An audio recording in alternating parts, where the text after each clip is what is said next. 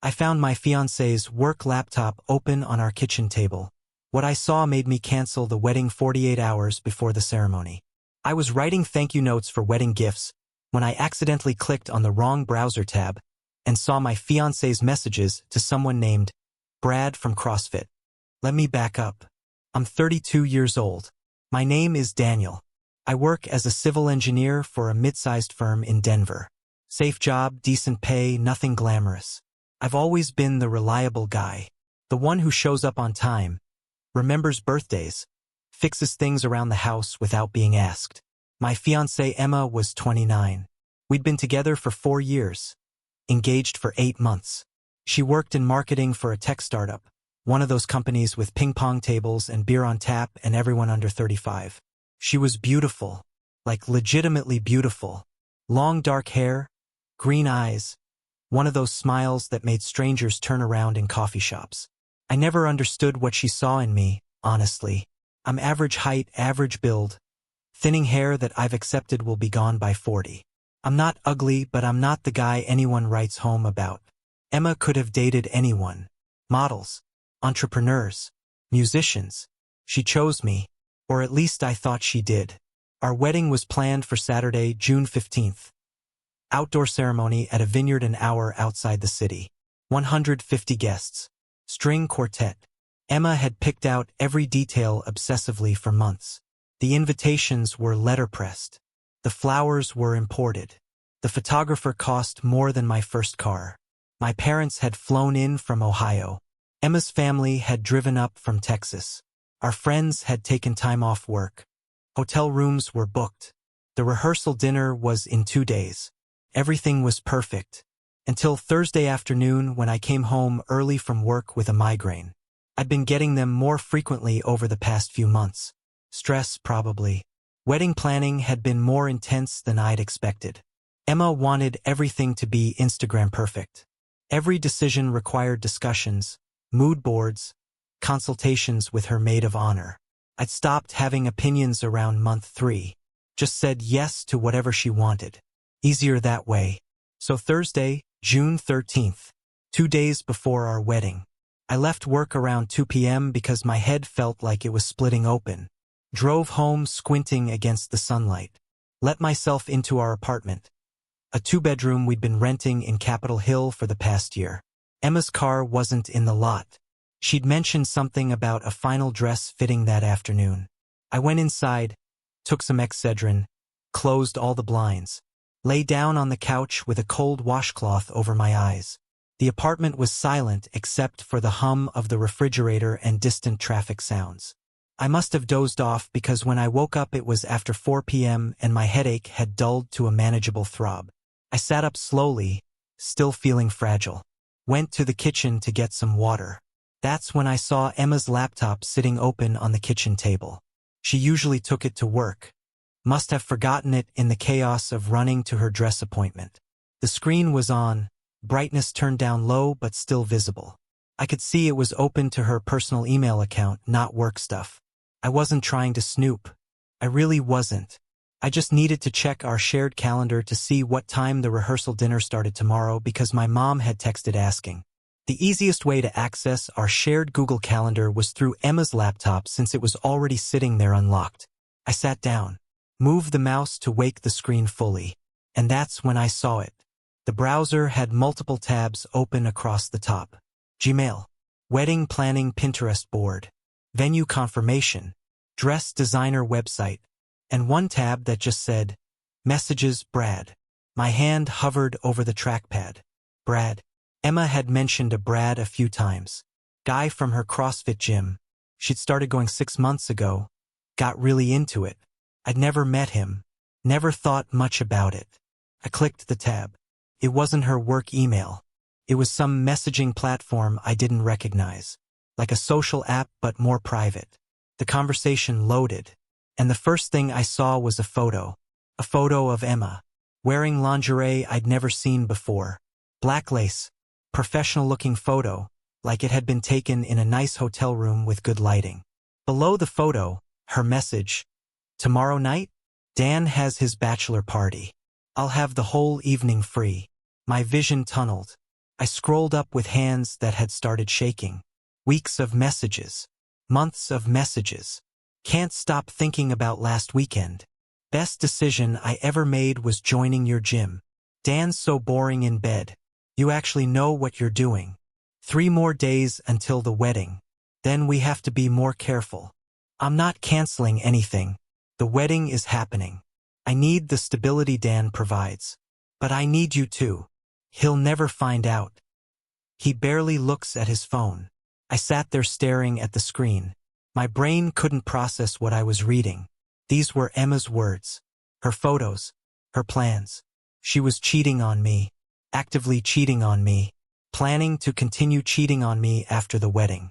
I scrolled further back. The messages started 4 months ago. Right after she joined the CrossFit gym. Brad was one of the coaches. They'd slept together first in his apartment. Then started meeting at hotels. Sometimes during her work trips that I'd never questioned. Sometimes during my poker nights with friends. The photo she'd sent him was taken last week. I'd been at work. She'd come home that evening and we'd watched a movie together. She'd fallen asleep with her head on my shoulder. While planning to meet her affair partner during my bachelor party. Which was tonight. Tonight, while I was supposed to be at a brewery with my groomsmen, Emma had planned to spend the evening with Brad. I stood up from the table so fast the chair fell backward and clattered against the tile floor. The sound echoed in the quiet apartment. My heart was pounding. My migraine came roaring back worse than before. I felt nauseous. I pulled out my phone with trembling hands. Opened the group chat with my groomsmen. Typed, "Have to cancel tonight. Family emergency. Sorry guys." Then I walked into our bedroom. The bedroom we'd shared for a year. Where we talked about our future, made love, planned our lives together. I pulled a duffel bag from the closet and started throwing clothes into it. Underwear, shirts, jeans, toiletries from the bathroom. I wasn't thinking clearly, just moving on autopilot. I needed to leave before Emma came home. I couldn't see her, couldn't talk to her. Not yet. I'd break. I'd yell. I'd say things I couldn't take back. I needed time to think. I grabbed my laptop, my chargers, my wallet, my keys. Took one last look around the apartment. At the wedding planning materials scattered across every surface. Invitation samples. Seating charts. Welcome bag supplies stacked in the corner. All of it a lie. I left. Got in my car and drove. No destination in mind. Just drove. Down Colfax. Past the Capitol building. Out toward the suburbs. My phone started ringing after about 20 minutes. Emma. I didn't answer. It rang again. Again. Again. Text messages started flooding in. Where are you? Why did you cancel your bachelor party? Dan, you're scaring me. Call me back. Is everything okay? I turned my phone on Do Not Disturb. Kept driving. Eventually I ended up at a hotel near the airport. One of those generic extended stay places that business travelers use. I checked in using my credit card. The woman at the front desk looked bored. Didn't ask why I was checking in with a hastily packed duffel bag and eyes that probably looked wild. Room 237. I let myself in. It smelled like industrial cleaning products and stale air conditioning. I sat on the edge of the bed and finally let myself feel it. The betrayal. The humiliation. The absolute shattering of everything I'd believed about my life. Emma didn't love me. She loved the idea of me. The stability. The reliability. The boring engineer with a steady paycheck who would never suspect his beautiful fiancée of cheating because he couldn't believe he'd landed her in the first place. I was the safe choice. The backup plan. The guy who paid half the rent and didn't ask questions. While she got her excitement elsewhere. I lay back on the hotel bed and stared at the popcorn ceiling. My phone was still buzzing with messages, but I couldn't bring myself to look. The rehearsal dinner was tomorrow night. The wedding was Saturday afternoon. 150 people. The vineyard. The string quartet. The imported flowers. My parents. Her parents. Everyone we knew. What was I supposed to do? I must have fallen asleep eventually because I woke up around 10 p.m. to the sound of someone pounding on the hotel room door. I sat up, disoriented. More pounding. Dan, I know you're in there. Open the door. Emma's voice. How the hell did she find me? The pounding continued. Dan, please. We need to talk. You can't just disappear. I walked to the door but didn't open it. Go away, Emma. Not until you talk to me. What's going on? Why are you at a hotel? Why did you cancel tonight? You know why. Silence on the other side of the door. Then, quieter. What are you talking about? I saw your laptop. The messages. All of it. I heard her sharp intake of breath even through the door. More silence. Then Dan. Let me in. Please. I can explain. Explain what? Explain how you've been sleeping with your CrossFit coach for 4 months? Explain how you were planning to meet him tonight during my bachelor party. Explain how you told him I'm boring in bed. Dan. Explain how you were planning to keep cheating after the wedding? How you need my stability but want his excitement. Which part would you like to explain first, Emma? I heard her start crying. Not soft crying. Ugly, gasping sobs. Part of me wanted to open the door. The part that had loved her for 4 years. The part that had picked out an engagement ring and practiced his proposal speech and imagined their future children. But a bigger part of me wanted her to suffer even a fraction of what I was feeling right now. I'm sorry, she choked out through the door. I'm so sorry. It was a mistake. It meant nothing. 4 months isn't a mistake. 4 months is a choice. Multiple choices. Hundreds of lies. I love you. I want to marry you. Please don't throw away everything we've built. You already threw it away. You just didn't tell me until I found out myself. Dan, please. The wedding is in 2 days. Everyone's here. We can work through this. No, we can't. Yes, we can. Couples survive infidelity all the time. We can go to therapy. I'll cut off all contact with Brad. I'll do whatever it takes. I leaned my forehead against the door. Do you love him? Silence. Emma, do you love him? I love you. That's not what I asked. More silence. Then, so quiet I almost didn't hear it. I don't know. I stepped back from the door. Goodbye, Emma. Dan, wait. The wedding is canceled. I'll handle the vendors and the venue. You can keep whatever deposits are non-refundable. Tell people whatever story you want. Family emergency. Cold feet. I don't care. But we're done. You can't make this decision right now. You're in shock. We need to actually talk about this.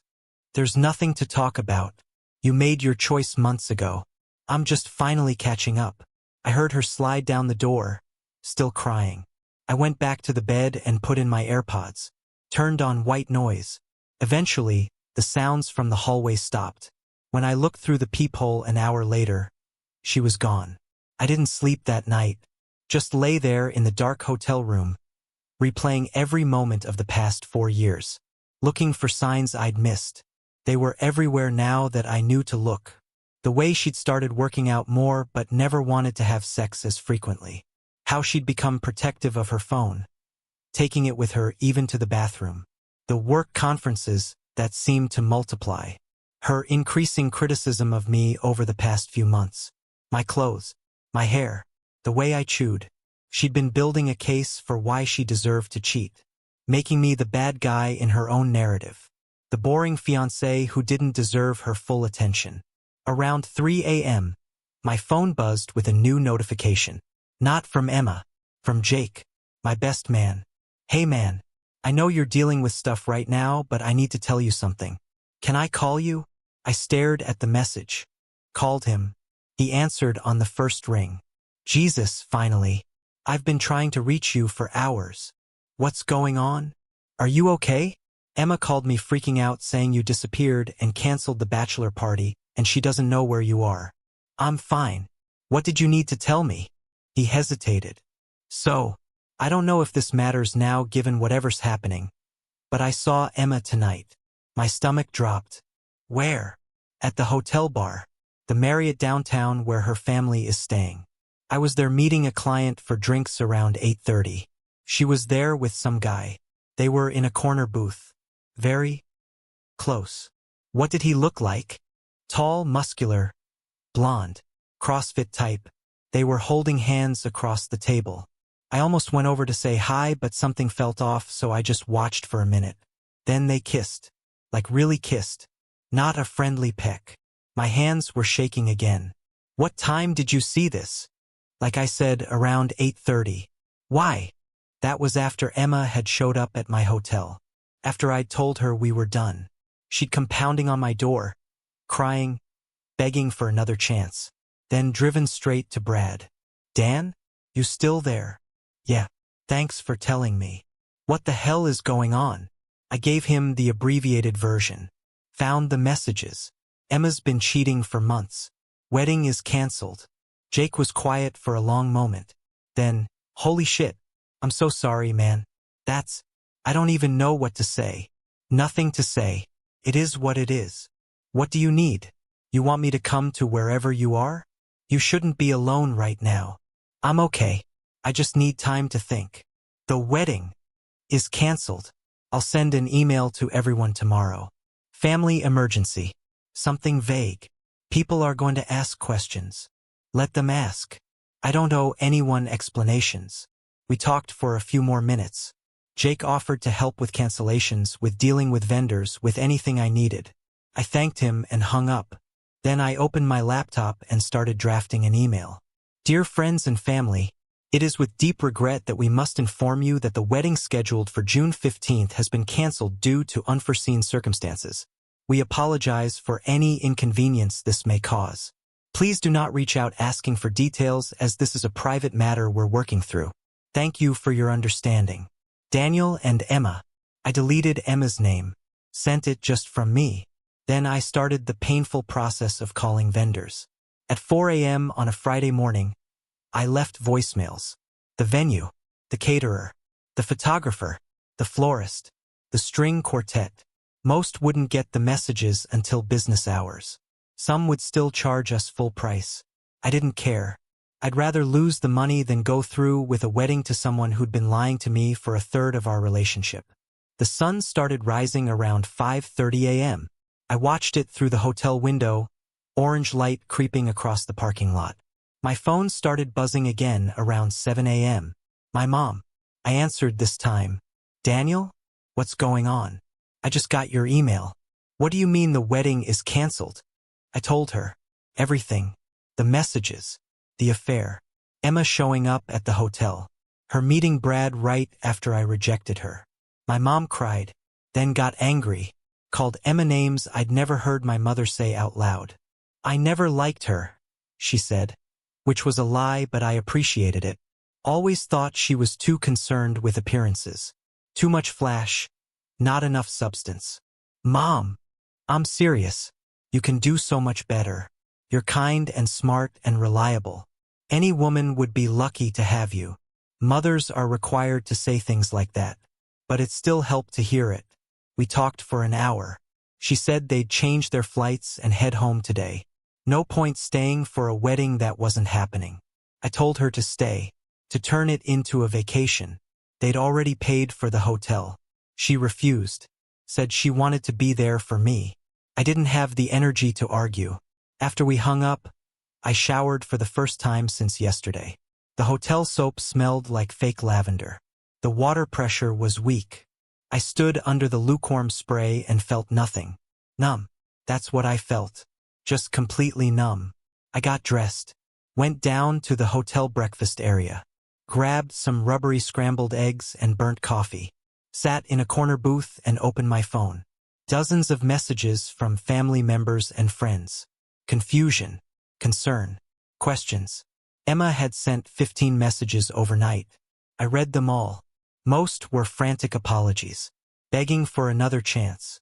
Saying Brad meant nothing, that she'd ended it, that she chose me. But mixed in were other messages.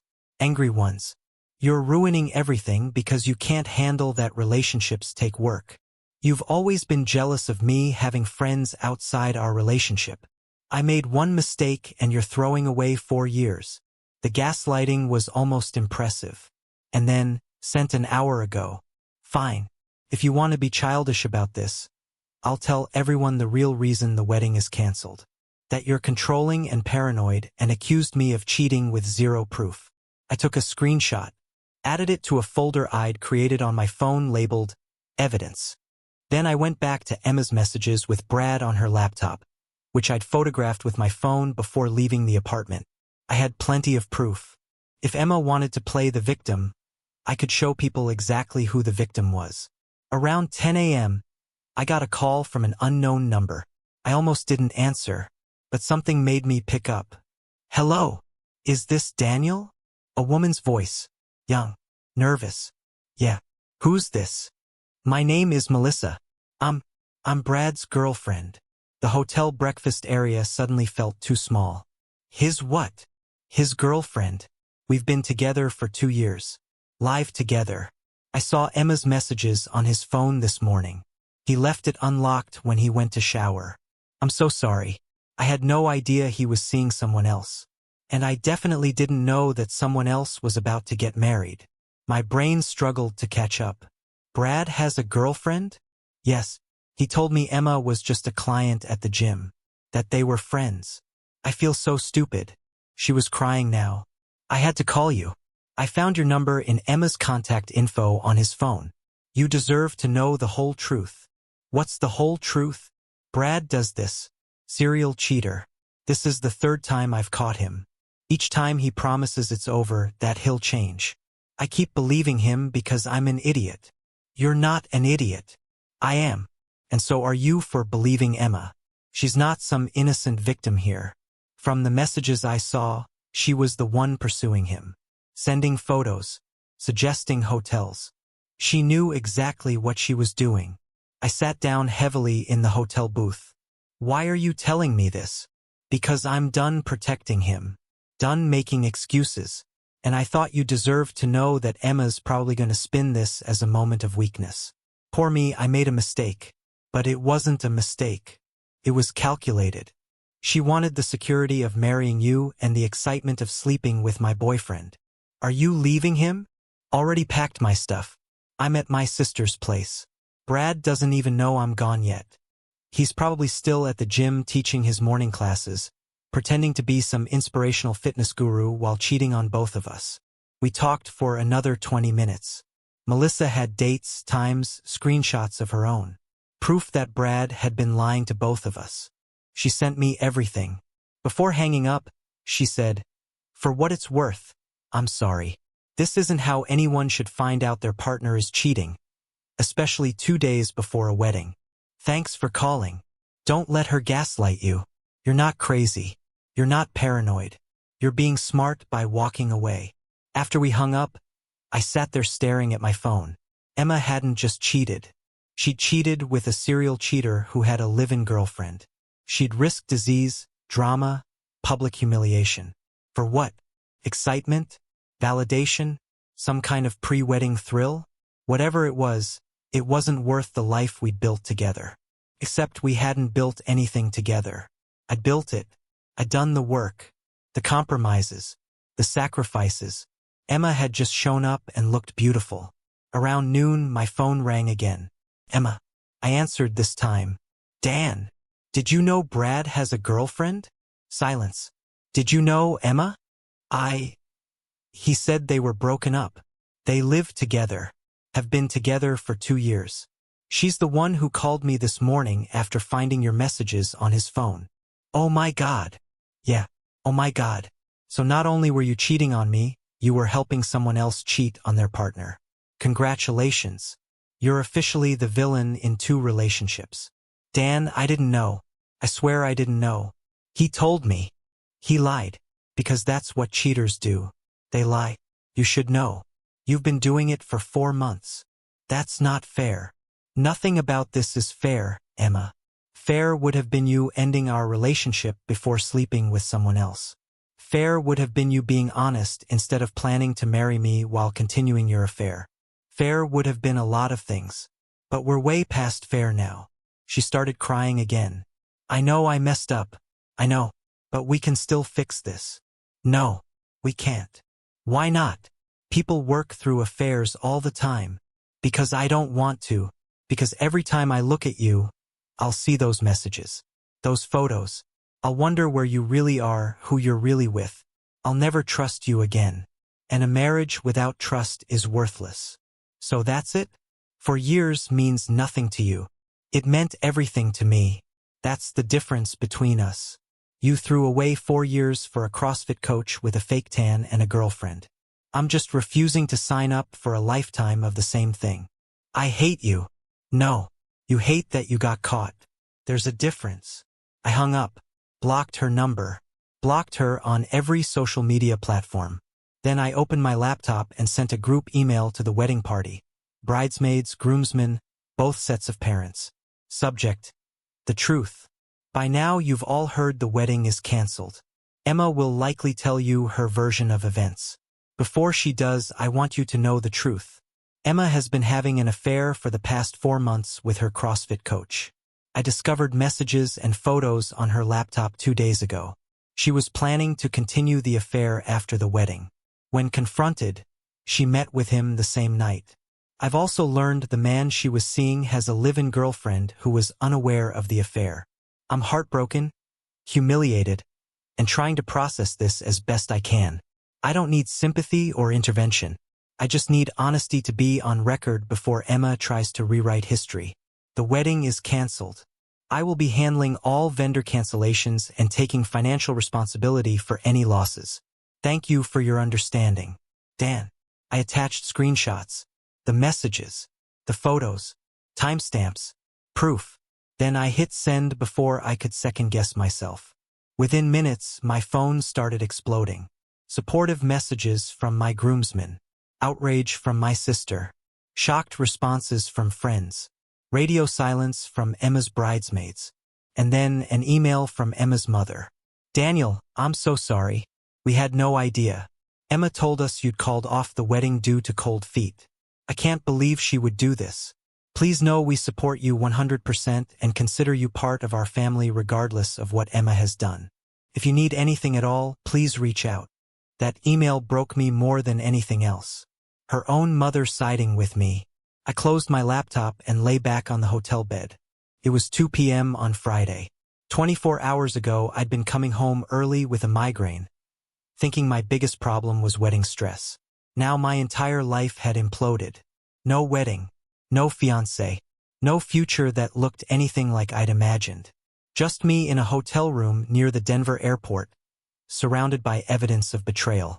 I must have fallen asleep because I woke up to my phone ringing around 6 p.m. Jake. Hey man. A few of us are grabbing dinner. Want to join? I don't know. Come on. You can't hide in a hotel room forever. Let us buy you a beer and some nachos. No pressure to talk about anything. Just come sit with people who give a shit about you. 30 minutes later, I was at a sports bar in Lodo with Jake and 2 other groomsmen, Marcus and Steven. They didn't ask invasive questions. Just sat with me, made stupid jokes, watched a Rockies game on the TV above the bar. Around the 4th inning, Marcus said, "For what it's worth, I never liked Emma." Steven kicked him under the table. What? I'm just saying. She always seemed high maintenance. Remember that time she made Dan leave his own birthday dinner early because she was tired? I did remember. She'd had a headache. We'd left before dessert.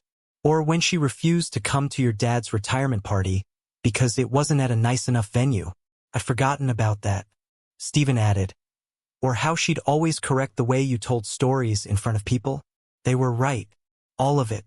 Red flags I'd ignored because I was so grateful someone like Emma had chosen someone like me. You can do better, Jake said. And you will. This shit is temporary. The pain is temporary. In a year you'll look back and be grateful this happened before the wedding instead of after. I wanted to believe him. Over the next few days, the fallout continued. Emma tried calling from different numbers. I blocked them all. She showed up at my actual apartment. I wasn't there, still at the hotel. My landlord called saying a woman was sitting in the parking lot crying. I told him to call the cops if she didn't leave. She left. Brad's girlfriend Melissa and I became unlikely friends. We'd text occasionally, comparing notes, supporting each other through the weirdness of being cheated on by the same relationship. She told me Brad had tried to downplay everything. Said Emma had pursued him relentlessly, that he'd tried to resist but she was aggressive. Classic cheater move. blame the other person. Melissa wasn't buying it. She'd moved out permanently, filed a restraining order after he showed up at her sister's place drunk and angry. Emma's bridesmaids started reaching out individually, apologizing, saying they'd had suspicions but Emma had sworn nothing was happening. One of them, her maid of honor Chelsea, sent a long message explaining that Emma had been spiraling for months, talking about feeling trapped, about wondering if she was settling, about wanting one last adventure before getting married. Chelsea had told her to end the engagement if she was having doubts. Emma had refused, said she just needed to get it out of her system. Like cheating was a cold you could sweat out. The venue manager called saying she was very sorry about the cancellation. She'd seen my email to the wedding party. Apparently someone had forwarded it to her.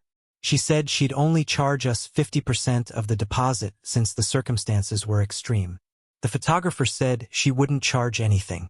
Said she'd been cheated on before her own wedding and understood. Small mercies. My parents came back to Denver despite my protests. Helped me move out of the apartment I'd shared with Emma. Packed up my stuff over a weekend while Emma was staying at her parents' house. Left her stuff where it was. Changed the locks. She could deal with the landlord about breaking the lease. I moved into a small one-bedroom in a different neighborhood. Started over. 3 months later, I was settling into a new normal. Therapy twice a week. Working through trust issues, self-esteem problems, codependency patterns. My therapist said I'd been in a relationship where I'd consistently diminished myself to make room for Emma's needs. That I'd confused being accommodating with being loved. She was right. I'd spent 4 years being who Emma needed instead of being myself. No wonder she'd gotten bored. I'd been boring. But not because of who I am. Because I'd stopped being who I am. I started rock climbing. Something I'd wanted to try for years but Emma had said was too dangerous. Joined a recreational soccer league. Met people who didn't know about the canceled wedding or the cheating. Started writing again. Short stories. Nothing serious. Just for me. Remembered what it felt like to have hobbies. For months after the canceled wedding, I ran into Emma at a grocery store. She looked different. Thinner. Hair shorter. Less polished. We made eye contact across the produce section. She approached carefully. Hi. Hi. How are you? I'm okay. You? I've been better. She laughed. But it sounded hollow. I'm sure you've heard. I hadn't, actually. I'd blocked all mutual friends who'd stayed in contact with her. Heard what? Brad dumped me. Turns out he was seeing someone else the whole time. Some 22-year-old who just joined the gym.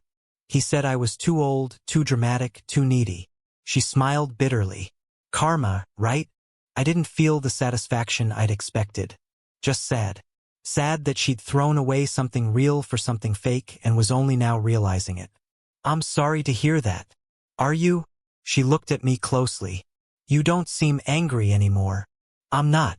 Anger takes energy. I'm just trying to move forward. I miss you, she said quietly. I know I don't have the right to say that, but I do. Every day I regret what I did. What I threw away. Emma, I know we're never getting back together. I know I ruined that, but I wanted you to know. You were the best thing that ever happened to me and I was too stupid to see it until it was gone. I looked at her, this woman I'd almost married, who I'd thought was the love of my life. I felt nothing, not love, not anger, not even pity, just nothing. I hope you figure things out, I said. I really do, but I have to go. I walked away before she could respond. Left her standing there in the produce section. Drove home to my small apartment that was slowly becoming mine. Walls decorated with my photos, my art, my choices. Made dinner. Something Emma would have hated, too spicy, too messy. Ate it on my couch while watching a documentary she would have found boring. And realized I was happy. Not happy she'd cheated. Not happy the wedding had been canceled. But happy that I'd found out who she really was before legally binding my life to hers. Happy that I'd had the strength to walk away instead of accepting the bare minimum. Happy that I was rebuilding a life that felt authentic instead of performative. 6 months after the canceled wedding, I went on a date. Her name was Rachel. Met her at a work conference. She was funny, smart, genuine. We got coffee, then dinner, then a weekend hiking trip. She knew about Emma. I'd been honest from the start. She didn't run. Said everyone has baggage. What matters is how you handle it. I'm not saying Rachel is the one. I'm not even sure I believe in the one anymore. But I'm saying I'm open to possibilities again. Open to trusting someone new. Open to believing that not everyone will hurt me the way Emma did. It's been almost a year now since I found those messages on Emma's laptop. A year since my life imploded 2 days before my wedding. And you know what? I'm grateful. Grateful I found out when I did. Grateful I had the courage to walk away. Grateful for the friends who sat with me in that sports bar and didn't make me talk about feelings.